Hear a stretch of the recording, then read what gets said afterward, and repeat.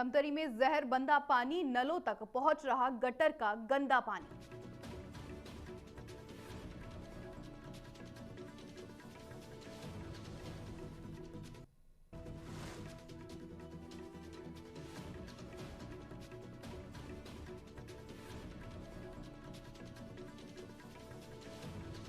School में मौत का साया, बलरामपुर में छज्जा गिरने से 6वीं के छात्र की दर्दनाक मौत।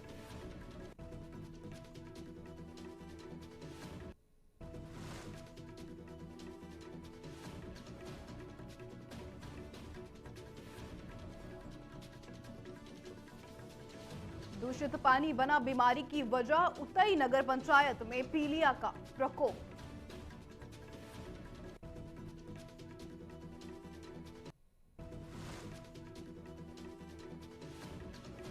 स्वास्थ्य व्यवस्था की पोल खुली, बगहा में अस्पताल पर 8 साल से ताला।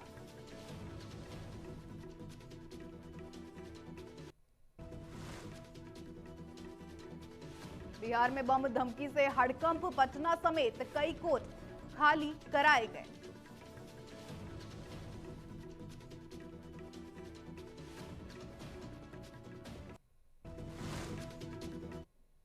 नमस्कार, आप देख रहे हैं न्यूज टीवी इंडिया। मैं हूं आपके साथ स्नेहा सिंह। शुरुआत करेंगे आज की बड़ी खबरों के साथ। जिस पानी से प्यास बुझानी चाहिए वही पानी अगर बीमारी बन जाए तो छत्तीसगढ़ के धमतरी जिले के रुद्री नगर से जो तस्वीरें सामने आई हैं वो नगर निगम के स्वच्छता और शुद्ध पेयजल के दावों पर बड़ा सवाल खड़ी करती हैं।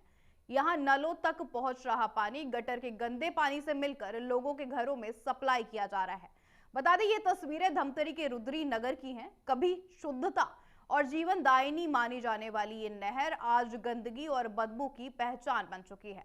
बता दें आसपास की कॉलोनियों का सीवेज, गटर का जहरीला पानी सीधे इसी नहर में छोड़ा जा रहा है। लगातार विडंबना देखिए, इसी दूषित पानी में स्थानीय लोग नहाने को भी मजबूर है और यही पानी आगे चलकर शहर की प्यास बुझाने का जरिया भी बनता है। खतरा यही खत्म नहीं होता। हाल ही में मध्य प्रदेश के इंदौर में दूषित पानी पीने से हुई मौतों ने धमतरी वासियों की चिंता और भी बढ़ा दी है। लोगों को डर भी है कहीं धमतरी के हालात भी इंदौर जैसे ना बन जाएं। नगर निगम के दावे और जमीनी हकीकत के बीच फिलहाल सिर्फ आश्वासन तैर रहे हैं। सवाल साफ है, शुद्ध पेयजल लोगों का अधिकार है, लेकिन रुद्री नगर में वही अधिकार बीमारी बनता जा रहा है। अब देखना यह होगा कि प्रशासन वक्त रहते जागता है या फिर किसी बड़ी महामारी के बाद। हाल ही में मध्य प्रदेश के इंदौर में दूषित पानी से हुई मौतों ने धमतरी वासियों की चिंता और बढ़ा दी थी। कहीं यही वजह बन रहा है कि ये पानी आगे जाके बड़ा खतरा ना बन जाए।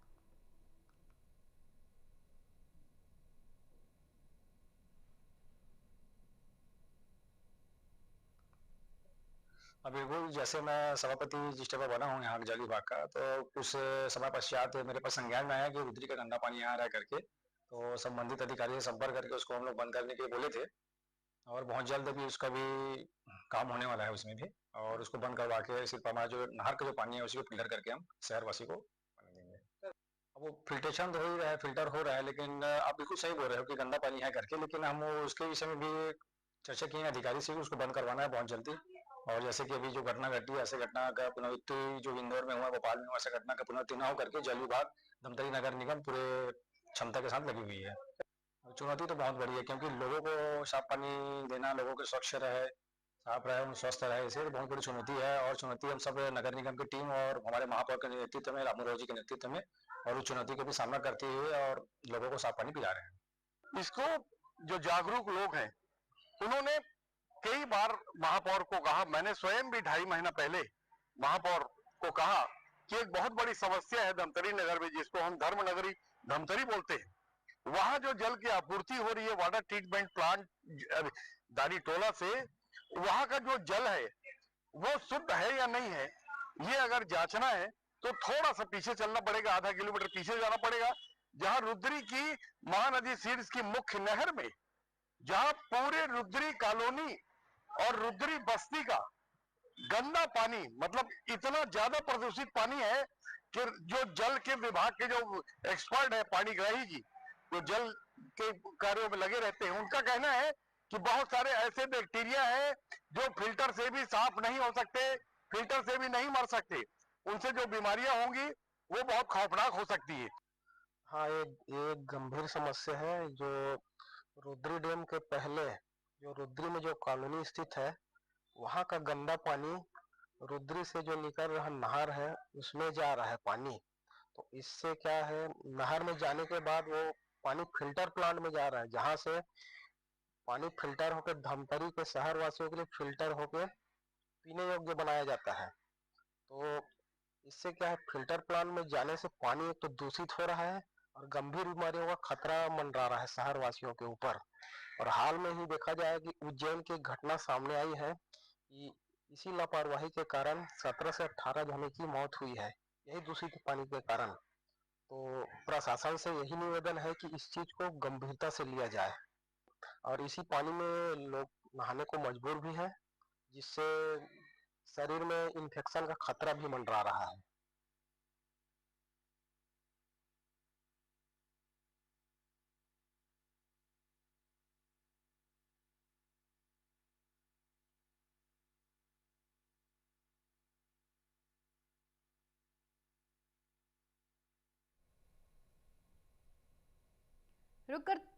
रुक करते हैं अगली खबर का। बलरामपुर जिले के शारदापुर गांव स्थित माध्यमिक शाला खुटनपारा में शिक्षा विभाग की गंभीर लापरवाही का मामला सामने आया है। बता दें, स्कूल के ठीक बगल में निर्माणाधीन मकान का छज्जा गिरने से कक्षा 6वीं में पढ़ने वाले छात्र आलोक कुमार की दर्दनाक मौत हो गई है। बता दें, हादसे के बाद क्षेत्र में शोक की लहर घूम पड़ी है। वहीं परिजनों का रो रो कर बुरा हाल है। जानकारी के अनुसार आपको ये भी बता दें, घटना मध्याह्न भोजन अवकाश के दौरान हुई है। अवकाश के समय छात्र खेलते हुए स्कूल परिसर के पीछे निर्माणाधीन भवन के पास पहुंच गया, तभी अचानक मकान का छज्जा भरभरा कर गिर पड़ा है और आलोक उसके नीचे दब गया।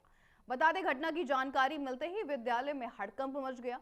विद्यालय की शिक्षिका पूजा गुप्ता ने यह भी बताया है कि मध्याह्न भोजन का अवकाश किया गया था। इसी दौरान कुछ बच्चे पीछे की ओर गए थे। बच्चों द्वारा सूचना देने पर सभी शिक्षक मौके पर पहुंचे, जहां आलोक खून से लथपथ मलबे में दबा मिला। शिक्षकों और ग्रामीणों की मदद से उसे बाहर निकालकर तत्काल अस्पताल ले जाया गया है, लेकिन डॉक्टरों ने उसे, आपको बता दें, मृत घोषित कर दिया। विद्यालय में 4 शिक्षक पदस्थ होने के बावजूद छात्र की सुरक्षा को लेकर लापरवाही सामने आई है।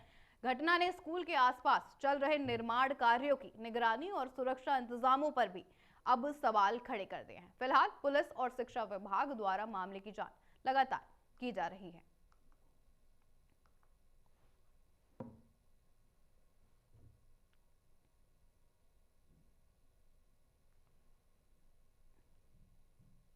हम लोग जब मध्याह्न भोजन का अवकाश किए तो कुछ बच्चे दौड़ कर आए और वो बोले कि मैडम बच्चा गिर गया है। फिर पीछे से हम लोग भी दौड़े, सब मैडम लोग, हम लोग सब बच्चे मिलकर कोशिश भी किए उसको हटाने का। और वो निर्माण कार्य शायद कुछ कमजोरी है उसमें, मतलब वो छज्जा इतना कमजोर था कि वो बच्चे के ऊपर ही गिर गया। हम लोग भी बहुत प्रयास किए, फिर ग्रामीण जन सबको बुलाए और किसी तरह बच्चे को बाहर निकाले और फिर ले गए हैं हॉस्पिटल, जहाँ उसको मृत घोषित कर दिया गया। जैसे मेरे को मालूम चला, ये ग्राम पंचायत शारदापुर शुरू का है और वो निर्माणाधीन आंगनबाड़ी, नया आंगनबाड़ी है। और वो बच्चा कक्षा 6वीं का आलोक देवांगन नाम करके बच्चा है और वो शौच के लिए गया था, शौचालय के लिए। पीछे तरफ वो छज्जा था और छज्जा गिरा है। अवकाश में बच्चे जनरल लघु शंका के लिए बगल के कमरे में, बगल के मतलब बाथरूम में या पीछे की तरफ जाते हैं और उससे सटा हुआ आंगनबाड़ी का भवन निर्माणाधीन था और अचानक आंगनबाड़ी का भवन और छज्जा भरभरा कर बच्चे के ऊपर गिरने की जानकारी मिली है। घटना की जांच के लिए वाड्रफनगर विकासखंड शिक्षा अधिकारी को निर्देशित किया गया है और जांच के बाद जो भी तथ्य आएंगे और तथ्यों के आधार पर जो भी दोषी होगा, दोषियों के ऊपर तत्काल कार्रवाई की जाएगी। ध्यान, स्कूल प्रांगण में ही भवन, स्कूल भवन से सट के ही वो भवन तैयार हो रहा था।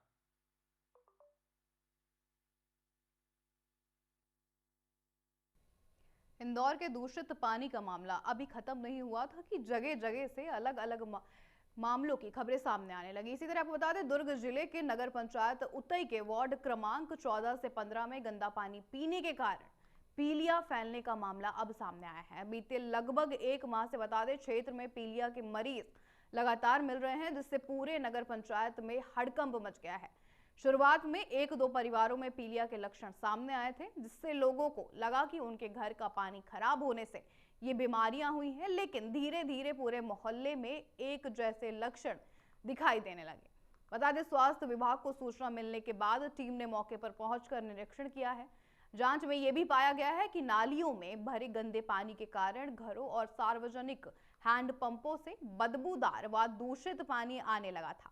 जिन हैंडपंपों और बैरिंग से लोग पानी का जिन हैंडपंपों और बैरिंग से लगे पीने का पानी लोग पी रहे थे वह दूषित हो चुके थे। एहतियातन इन सभी जल स्रोतों को तत्काल बंद कर दिया गया है और पानी के सैंपल जांच के लिए भेज दिए गए हैं। बता दें अब तक वार्ड में 5 से 6 नए मरीज सामने आए हैं, जबकि पहले 12 मरीज मिलने की जानकारी थी।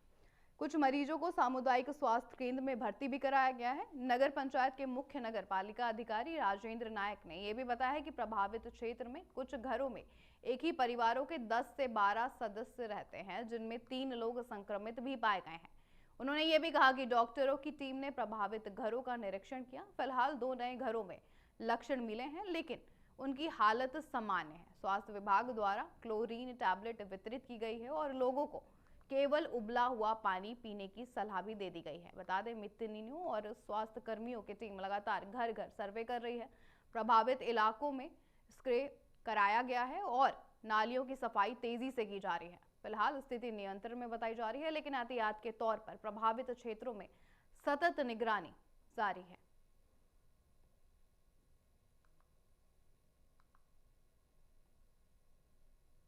वार्ड क्रमांक 15 में जो एक नल कनेक्शन है, जिसके सामने एक निवास स्थल है और उसके सामने रहने वाले लगभग एक घर में 12 लोग रहते हैं। 12 लोग में 3 लोग को पीलिया दिक्कत हुआ। सुबह भी मैंने वहाँ जांच किया तो पता चला। उसके आसपास के घरों का भी हमने पानी का सैंपल लिया है। सैंपल का अभी रिपोर्ट आया नहीं है, लेकिन उनके आसपास के घरों से भी किसी का कोई इफेक्ट हुआ नहीं है। पीलिया का कोई मरीज मिला नहीं है। न कि उस मकान जहाँ घर वाले जो पानी पीते हैं उसमें भी और 9 मेंबर है, वो भी बीमार नहीं है। और ये लोग कहीं बाहर से हो सकता है कि कुछ खाए पिए हो, ये अभी पता नहीं चला है। अब तक कितने मरीज पानी आते हैं? अभी उस घर से 3 मरीज आए हैं। ओवरऑल वार्ड नंबर 14 में 12 मरीज थे, सभी के सभी ठीक हो गए हैं। एक बोरिंग था जिसको प्रभावित मान रहे हैं, उसका पानी भी हम सैंपलिंग के लिए दिए हैं। पानी का रिपोर्ट अभी नहीं आया, फिर भी हम लोग एहतियातन वहां पर हम उस बोरिंग को बंद कर दिए और सभी अभी ट्रीटमेंट होकर सब घर में आ गए। रुक करते हैं अगली खबर का। दुर्ग जिला न्यायालय को बम से उड़ाने की धमकी मिलने के बाद पूरे न्यायालय परिसर में हड़कंप मचा गया है। बता दें धमकी जिला न्यायालय की आधिकारिक ईमेल आईडी पर भेजी गई थी, जिसके सामने आते ही न्यायिक अधिकारियों ने तुरंत पुलिस और प्रशासन को सूचना दी है। सुरक्षा की दृष्टि से आपको बता दें तत्काल पूरे न्यायालय परिसर को खाली करा लिया गया है और वकीलों, कर्मचारियों तथा आम नागरिकों का प्रवेश पूरी तरह से प्रतिबंधित कर दिया गया है। ये भी सामने आया है कि अचानक हुए इस घटनाक्रम से कोर्ट परिसर में अफरा तफरी का माहौल बन गया। अधिवक्ता रवि शंकर सिंह ने यह भी बताया कि सुबह करीब 10 बजे एक अज्ञात व्यक्ति द्वारा बम से उड़ाने की धमकी भरा ईमेल भेजा गया था। जैसे ही ये मेल सामने आया, न्यायालय प्रशासन सतर्क हो गया और पुलिस को सूचना भी दी गई है। सूचना मिलते ही पुलिस बल, बम निरोधक दस्ता और डॉग स्क्वाड मौके पर पहुंचा और पूरे परिसर की सघन जांच शुरू कर दी गई है। बता दें पुलिस अधिकारियों ने न्यायालय भवन, रिकॉर्ड रूम, पार्किंग क्षेत्र, वकीलों के चैम्बर और आसपास के इलाकों में गहन तलाशी भी ली है। हालांकि शुरुआती जांच में कोई संदिग्ध वस्तु या विस्फोटक सामग्री नहीं मिली है। साथ ही दुर्ग डीएसपी अलेक्जेंडर किरो ने यह भी कहा है कि यह एक अफवाह या शरारत भरा संदेश भी हो सकता है, लेकिन मामले को गंभीरता से लेते हुए जांच जारी है। उन्होंने ये भी बताया कि जिला न्यायालय में पहले से ही सप्ताह में एक बार नियमित सुरक्षा जांच की जाती थी, लेकिन ताकि किसी भी संदिग्ध गतिविधि पर नजर रखी जा सके। देखिए, एहतियात के तौर पर जो हम लोग हर हफ्ते जो चेकिंग कराते हैं, वो हर हफ्ते रूटीन के तहत हम लोग चेकिंग करा रहे हैं और डीएफएमडी लगाया गया है और जो भी आगंतुक लोग आए हैं उनकी फिस्किंग करके ही अंदर जान दे रहे हैं। क्या कोई धमकी उनकी मिला है? नहीं, धमकी अभी नहीं मिला है। जो हमारा जो रूटीन चेकअप रहता है, रूटीन चेकिंग जो न्यायालय परिसर में करते हैं उसकी है। क्योंकि देखिए हमारा हम लोग दुर्ग शहर को देखते हैं, दुर्ग न्यायालय के संबंध में हमारा जो रूटीन चेकअप है वो चेकिंग रहता है, वो हम कर रहे हैं। कोई डरने की बात ऐसा कुछ किसी नहीं, आम जनता से ये अपील कर रहे हैं, कोई डरने की बात नहीं है। जो लेकिन जो फ्रिस्किंग में हो रहा है उसमें हमारा सहयोग करें। आज जिला देवता संघ को ऐसी जानकारी हुई यहाँ के जो प्रशासन है उसके सूत्रों से कि तमिलनाडु का कोई संगठन है जिसने एक ईमेल के माध्यम से भय बनाने का प्रयास किया है कि दुर्ग, रायपुर, बिलासपुर के जितने न्यायालय हैं उनको सबको बम से उड़ा दूंगा ऐसा करके। और उनका कोई मामला है तमिलनाडु की, किसी मामले में उनको सजा हुई है, उसी मामलों से आहत होकर कोई संगठन है, तो उसने बोला कि हम लोग आज दुर्ग, रायपुर, बिलासपुर जितने बड़ा न्यायालय सब में बम रख के बम से पूरे उसको उड़ा देंगे। इस पर पुलिस प्रशासन बहुत जल्दी हरकत में आया और पुलिस अधीक्षक महोदय ने तत्काल यहाँ पर पुलिस मुहैया करवाई है और लगातार चेकिंग चल रही है, पर ऐसे कोई मामला आया नहीं। ऐसा लगता है कि ये फेक ईमेल आईडी है। रूटीन रोजाना की तरह अपने सब न्यायालय में आते हैं। जी जी। तो आज कितना बदलाव दिख रहा है? आज बदलाव ऐसा दिख रहा है, वकील साहब लोग को तो कोई दिक्कत नहीं है, लेकिन जो बाहर से पक्षकार आ रहे हैं तो उनकी जांच की जा रही है। और ये मेरा ऐसा कहना है कि हर महीने में लगातार होती रहनी चाहिए, इससे थोड़ा सा पारदर्शिता बनी रहती है और जो अनाधिकृत लोग अंदर घुसते हैं उनके भी रोक लगेगी।